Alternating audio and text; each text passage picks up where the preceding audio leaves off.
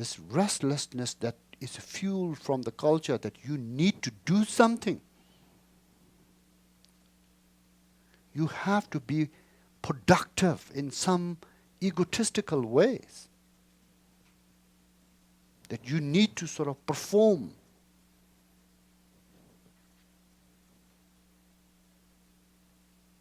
That you need to actually be some way where your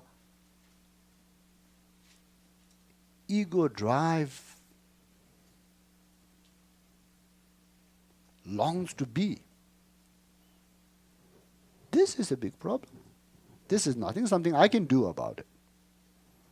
I can maybe speak about it, but it's not anything I can do about it because I cannot meditate on behalf of others.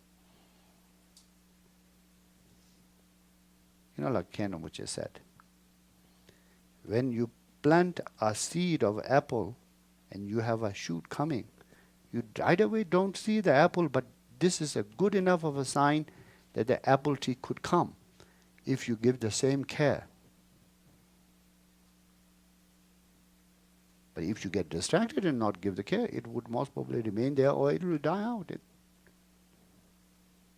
This culture neurosis, is very difficult to overcome. Thus then we have less and less sometimes, people sitting and meditating and doing retreats. It almost becomes like a Paris fashion. Like this year, this clothes, that clothes is very fashionable, and next year it's over.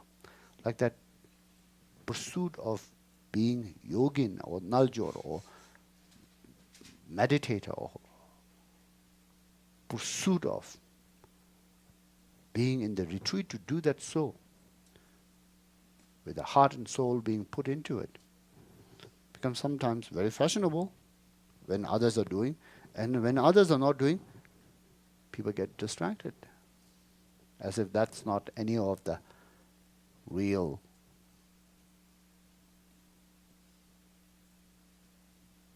genuine way of this lineage. But then that becomes a problem because we cannot have this kind of accomplishments that we hope for this lineage to have in the West or in a new world, from the old world traditions. So, as a teacher, this is something that, I struggle with. How to sort of,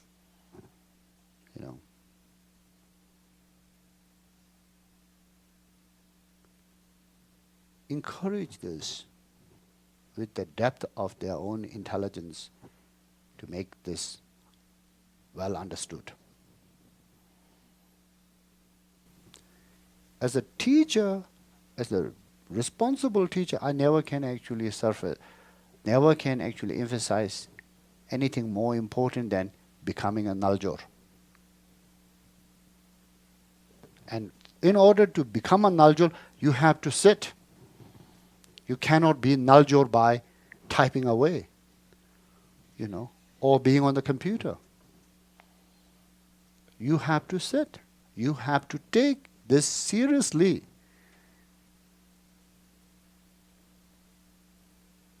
Into consideration. Without taking this seriously into consideration, one could actually waste one's life, even working very much for the Sangha or for the lineage, and helping so much, even as me as teacher. And those two cannot be,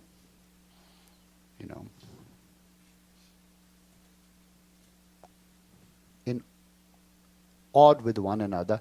And when there isn't a priority, as a teacher, I never can say work is more important than practice.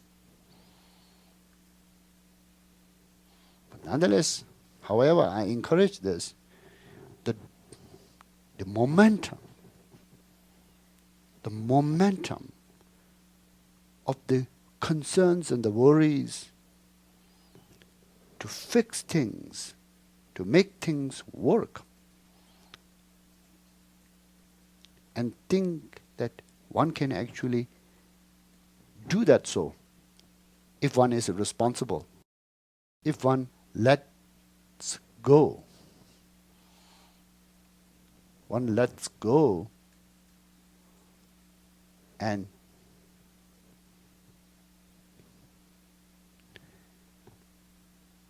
become little irresponsible,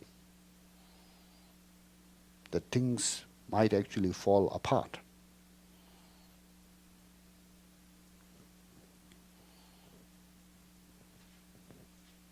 Again, as a teacher, I could think about this for myself as well as also for on behalf of others. For myself, it's better let things fall apart than compromise this. And for others also, that's true.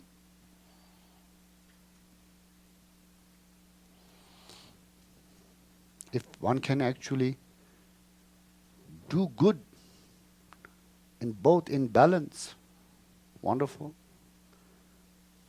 I'm not running for president. I'm not running for governor's office. I'm not trying to be a senator. I have no care for such positions. My